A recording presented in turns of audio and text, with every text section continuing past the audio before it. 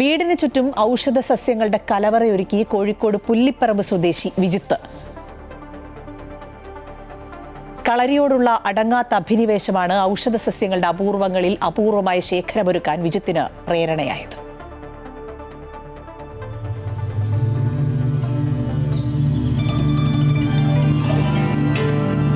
എണ്ണിയാലൊടുങ്ങാത്ത ഔഷധ സസ്യങ്ങളുടെ ശേഖരമാണ് പുല്ലിപ്പറമ്പ് സ്വദേശി ഗുരുക്കൾ വിജിത്ത് വീട്ടിൽ ഒരുക്കിയിരിക്കുന്നത്.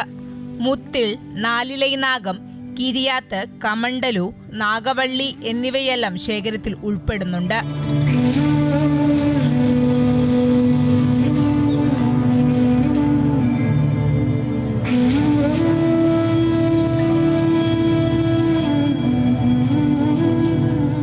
തരം തുളസികളും ശേഖരത്തിലെ മറ്റൊരു ആകർഷണമാണ്.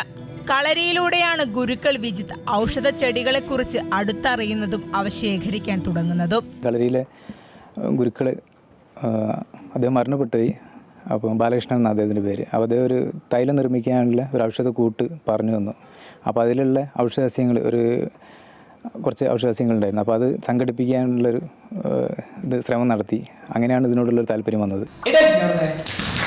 ഗുരുക്കൾ വിജിത്തിന്റെ വീരഭദ്ര കളരി പരിശീലന കേന്ദ്രത്തിൽ എത്തുന്നവർക്ക് ചെറിയ പരിക്ക് പറ്റിയാൽ പെട്ടെന്ന് ചികിത്സ നൽകാനുള്ള ഔഷധങ്ങളും ഇവിടെയുണ്ട്. കളരിയിൽ നമ്മൾ പരിശീലിക്കുന്ന സമയത്ത് അപകടങ്ങളെല്ലാം വരാൻ സാധ്യതയുണ്ട്. ചിലപ്പം ബോധം പോവാം, അല്ലെങ്കിൽ മുറിവുകൾ പറ്റാം, അല്ലെങ്കിൽ അസ്ഥികൾക്ക് ഭംഗം വരാം. അപ്പോൾ അതിനെല്ലാം മരുന്നുകൾ അറിഞ്ഞിരിക്കണം. ബോധം പോയാൽ എന്ത് മരുന്നാണ് നമ്മൾ ഉപയോഗിക്കുക, അതിനെല്ലാം മരുന്നുകളുണ്ട്. അപ്പോൾ അതിൻ്റെ നീര് മൂക്കിലിറ്റിച്ച് കഴിഞ്ഞാൽ ബോധം വരും. അപ്പോൾ അതിനുള്ള എല്ലാം അറിഞ്ഞിരിക്കണം. അപ്പോൾ അങ്ങനത്തെ ഒരുപാട് സസ്യങ്ങളുണ്ട് അതിനുള്ള.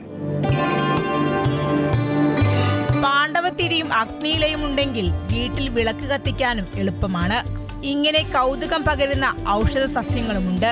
വിജിത്തിന്റെ അപൂർവ ശേഖരം വരും തലമുറയ്ക്കും പ്രചോദനമാണ്. ക്യാമറാമാൻ എ അനുരാഗിനൊപ്പം ലക്ഷ്മിപ്രിയ, അമൃത ന്യൂസ്, കോഴിക്കോട്.